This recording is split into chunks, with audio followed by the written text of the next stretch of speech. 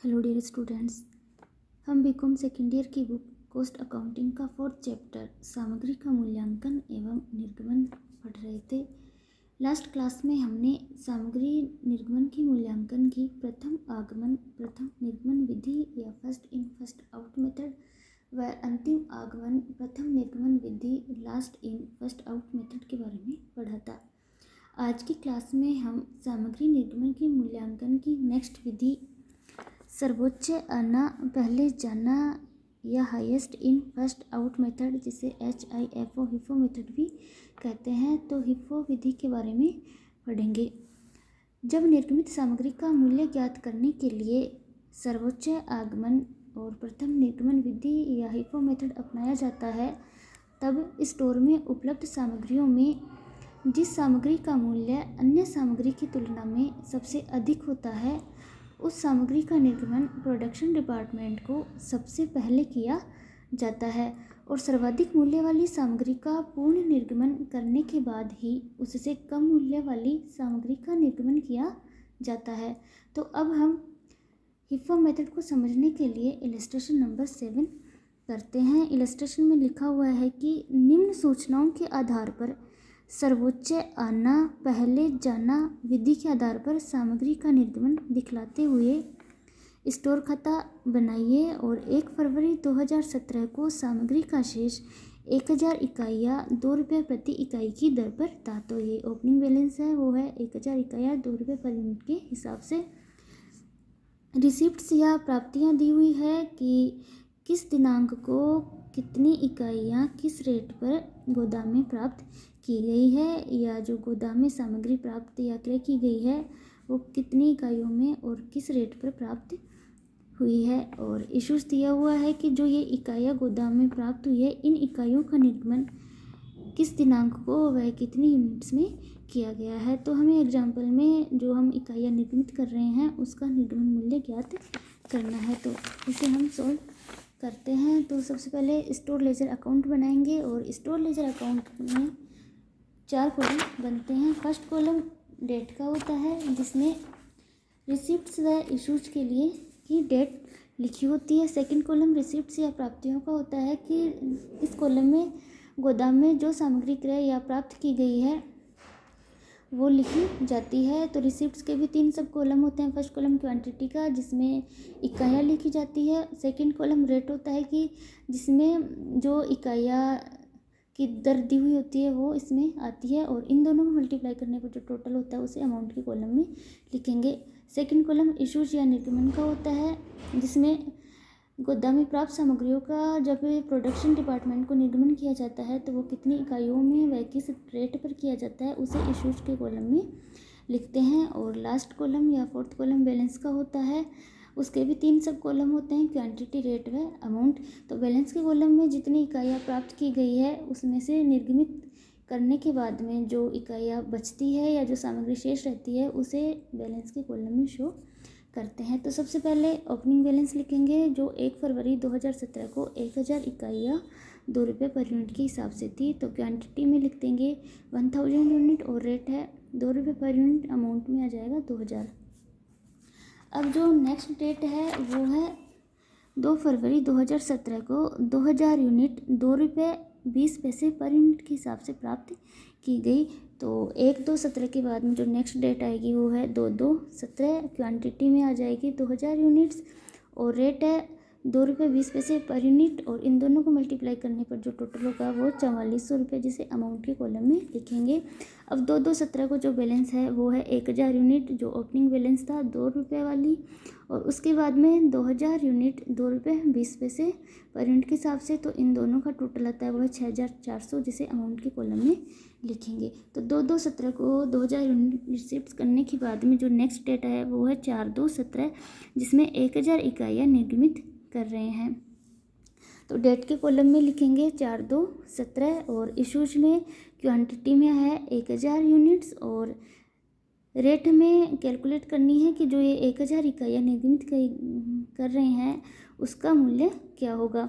तो अब हम इसमें हिफो मेथड अपना रहे हैं। हिफो का मतलब है कि हाईएस्ट इन फर्स्ट आउट के जो गोदाम में जो सबसे अधिक मूल्य वाली सामग्री है उसका निर्गमन सबसे पहले किया जाएगा। तो देखते हैं, एक तो 2 रुपये पर यूनिट वाली 1000 इकाइयाँ है और उसके बाद में 2 रुपये 20 पैसे पर यूनिट वाली 2000 इकाइयाँ है।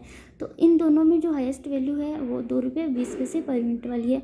तो सबसे पहले हम इन इकाइयों का निर्गमन करेंगे। तो 2000 में से 1000 क्वांटिटी या यूनिट्स का इशू करेंगे। तो क्वांटिटी में लिख देंगे 1000 यूनिट्स और रेट है 2 रुपये 20 पैसे पर यूनिट, अमाउंट हो जाएगा 2200 रुपये। अब जो बैलेंस है वो है 1000 यूनिट 2 रुपये वाली और फिर इन 2000 में से 1000 इशू कर दी गई, तो जो शेष है वो है 1000 यूनिट्स 2 रुपये 20 पैसे पर यूनिट वाली। तो इन दोनों को मल्टीप्लाई करने पर जो टोटल है वो है 4200, जिसे अमाउंट के कॉलम में लिखेंगे। तो 4/2/17 को इशू करने के बाद में जो नेक्स्ट डेट आती है वो है 6/2/17 और 6/2/17 को 2000 इकाइयाँ 1 रुपये 90 पैसे के हिसाब से प्राप्त की गई। तो जो नेक्स्ट डेट है 4/2 के बाद में वो है 6/2/17 और रिसिप्ट्स में क्वांटिटी में है 2000 यूनिट और रेट है 1 रुपये 90 पैसे। तो इन दोनों को मल्टीप्लाई करने पर जो टोटल आता है वो 3800 रुपये, जिसे अमाउंट के कॉलम में लिखेंगे। अब 6/2/17 को बैलेंस देखते हैं। तो 1000 इकाइयाँ 2 रुपये वाली, उसके बाद में 1000 इकाइयाँ 2 रुपये 20 पैसे वाली और नेक्स्ट जो 2000 इकाइयाँ है वो 1 रुपये 90 पैसे वाली। तो इन दोनों को मल्टीप्लाई करने पर जो टोटल है वो 8000, जिसे अमाउंट के कॉलम में लिखेंगे। तो अब जो 6/2/17 के बाद में जो नेक्स्ट डेट है वो है 8/2/17 कि 8/2/17 को 2500 इकाइयों का निर्गमन कर रहे हैं। तो 6 के बाद में जो डेट लिखेंगे वो लिखेंगे 8/2/17 और इशूज के कॉलम में लिखेंगे टोटल हमें 2500 इकाइयाँ निर्गमित करनी है और हमारे पास जो बैलेंस है वो है 1000 2 रुपये वाली और 1000 इकाइयाँ 2 रुपये 20 पैसे वाली और उसके बाद में जो नेक्स्ट 2000 इकाइयाँ है वो 1 रुपये 90 पैसे पर यूनिट वाली। तो इन तीनों में जो हाईएस्ट वैल्यू है वो है 2 रुपये 20 पैसे पर यूनिट। तो सबसे पहले हम 2 रुपये 20 पैसे पर यूनिट वाली इकाइयों का निर्गमन करेंगे। तो वो 1000 यूनिट्स है, तो क्वांटिटी में लिख देंगे 1000 यूनिट और रेट में है 2 रुपये 20 पैसे। उसके बाद में 2 रुपये 20 पैसे पर यूनिट वाली इकाइयाँ निर्गमित करने के बाद में जो नेक्स्ट हाईएस्ट है वो है 2 रुपये पर यूनिट वाली। तो उसके बाद में हम 2 रुपये पर यूनिट वाली इकाइयाँ निर्गमित करेंगे। तो 1000 यूनिट्स क्वांटिटी में आ जाएगी, उसके बाद में रेट के कॉलम में 2 रुपये। तो टोटल 2000 यूनिट निर्गमित कर दी और हमें करनी है 2500 या 2500 यूनिट। तो फिर ये जो 500 यूनिट है वो 1 रुपये 90 पैसे पर यूनिट वाली निर्गमित करेंगे। तो 2000 में से 500 यूनिट 1 रुपये 90 पैसे वाली निर्गमित करेंगे। तो क्वांटिटी में लिख देंगे 500 यूनिट और रेट में है 1 रुपये 90 पैसे। तो इन तीनों को मल्टीप्लाई करने पर जो टोटल होता है वो है 5150, जिसे अमाउंट के कॉलम में लिखेंगे। तो 8/2/17 को फिर हमारे पास जो बैलेंस है वो है 1000 इकाइयाँ 2 रुपये वाली पूर्ण निर्गमित कर दी गई। उसके बाद में जो 1000 इकाइयाँ है 2 रुपये 20 पैसे वाली वो भी पूर्ण निर्गमित कर दी गई। और फिर जो ये 1 रुपये 90 पैसे वाली 2000 इकाइयाँ थी, इसमें से 500 इकाइयाँ निर्गमित कर दी गई। तो जो बैलेंस है वो है 1500 इकाइयाँ और रेट में लिख देंगे 1 रुपये 90 पैसे। तो इस प्रकार जो इन दोनों को मल्टीप्लाई करने पर जो टोटल होता है 2850, जिसे अमाउंट के कॉलम में लिखेंगे। तो 8/2/17 के बाद में जो नेक्स्ट डेट है वो है 12 फरवरी 2017 और 12/2/17 को 2000 इकाइयाँ 2 रुपये 10 पैसे के हिसाब से प्राप्त की गई। तो 8/2/17 के बाद में जो नेक्स्ट डेट आएगी वो है 12/2/17 और रिसिप्ट्स के कॉलम में क्वांटिटी में 2000 यूनिट्स और रेट है 2 रुपये 10 पैसे। और इस प्रकार इन दोनों को मल्टीप्लाई करेंगे तो 4200 रुपये आएगा, जिसे अमाउंट के कॉलम में लिखेंगे। अब 12/2/17 को बैलेंस है 1500 इकाइयाँ 1 रुपये 90 पैसे पर यूनिट वाली और फिर 2000 इकाइयाँ 2 रुपये 10 पैसे पर यूनिट वाली। तो इस प्रकार इन दोनों को मल्टीप्लाई करने पर जो टोटल होता है वो 7050, जिसे अमाउंट के कॉलम में लिखेंगे। अब 12/2/17 के बाद में जो नेक्स्ट डेट है वो है 14 फरवरी 2017, जिसमें 2000 यूनिट 2 रुपये पर यूनिट वाली प्राप्त की गई है। तो 12 के बाद में जो नेक्स्ट डेट आएगी वो है 14/2/17 और रिसिप्ट्स की क्वांटिटी में है 2000 यूनिट्स और रेट में है 2 रुपये पर यूनिट और अमाउंट हो जाएगा। इन दोनों को मल्टीप्लाई करने पर जो टोटल है 4000, जिसे अमाउंट के कॉलम में लिखेंगे। तो अब 14/2/17 को जो बैलेंस रहता है वो 1500 यूनिट्स 1 रुपये 90 पैसे पर यूनिट वाली। नेक्स्ट 2000 यूनिट 2 रुपये 10 पैसे पर यूनिट वाली। और उसके बाद में ये जो 2000 यूनिट है 2 रुपये पर यूनिट वाली। तो इस प्रकार इन तीनों को मल्टीप्लाई करने पर जो टोटल आता है वो है 11,050, जिसे अमाउंट के कॉलम में लिखेंगे। तो 14/2/17 को 2000 इकाइयाँ प्राप्त करने के बाद में नेक्स्ट जो डेट है वो है 15 फरवरी 2017। 15/2/17 को 3000 इकाइयाँ इशू कर रहे हैं। तो 14 के बाद में जो नेक्स्ट डेट आएगी वो है 15 फरवरी 2017 और इशू करनी है 3000 इकाइयाँ। और हमारे पास बैलेंस है 1 रुपये 90 पैसे वाली 1500 इकाइयाँ। उसके बाद में 2 रुपये 10 पैसे पर यूनिट वाली 2000 इकाइयाँ और 2 रुपये वाली 2000 इकाइयाँ।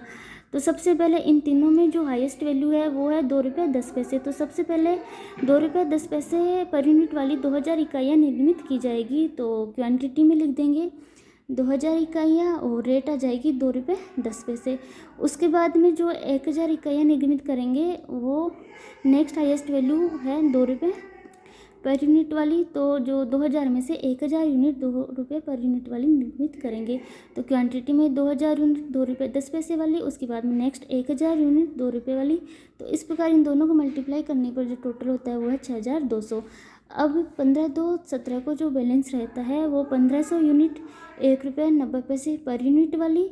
और उसके बाद में 2000 को पूरा निर्मित कर दिया गया और इस 2000 में 2 रुपये पर यूनिट वाली 2000 यूनिट में से 1000 निर्मित कर दी गई। तो जो बैलेंस है वो है 1000 यूनिट। तो 1000 यूनिट 2 रुपये वाली। तो इन दोनों को मल्टीप्लाई करने पर जो टोटल होता है वो 4850, जिसे अमाउंट में लिखेंगे। तो 15/2/17 को इशू करने के बाद में जो नेक्स्ट डेट आती है वो है 25/2/17 की। 25/2/17 को 2000 इकाइयाँ इशू की गई है। तो 15/2/17 के बाद में डेट लिखेंगे 25 फरवरी 2017 और इशू कर रहे हैं 2000 इकाइयाँ। और हमारे पास स्टोर में है 1500 इकाइयाँ 1 रुपये 90 पैसे वाली और फिर नेक्स्ट है 1000 इकाइयाँ 2 रुपये वाली। तो इन 1 रुपये 90 पैसे और 2 रुपये में जो हाईएस्ट वैल्यू है वो है 2 रुपये। तो सबसे पहले हम 2 रुपये वाली 1000 इकाइयाँ इशू करेंगे और उसके बाद में 1 रुपये 90 पैसे वाली इकाइयाँ इशू करेंगे। तो हमें टोटल 2000 इकाइयाँ इशू करनी है। तो सबसे पहले 1000 इकाइयाँ 2 रुपये वाली और उसके बाद में 1500 इकाइयों में से 1000 इकाइयाँ 1 रुपये 90 पैसे पर यूनिट वाली इशू करेंगे। तो इन दोनों को मल्टीप्लाई करने पर जो टोटल आता है वो 3900, जिसे इशू के अमाउंट के कॉलम में लिखेंगे।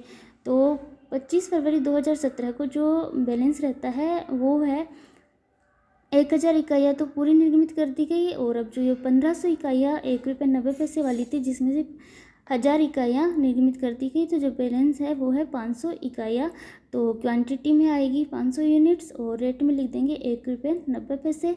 और इन दोनों को मल्टीप्लाई करने पर जो टोटल आता है वो है 950, इसे अमाउंट के कॉलम में लिखेंगे। तो इस प्रकार रिफो मेथड अपनाने पर जो गोदाम में सर्वाधिक मूल्य वाली सामग्री है उसका निर्माण सबसे पहले किया जाता है।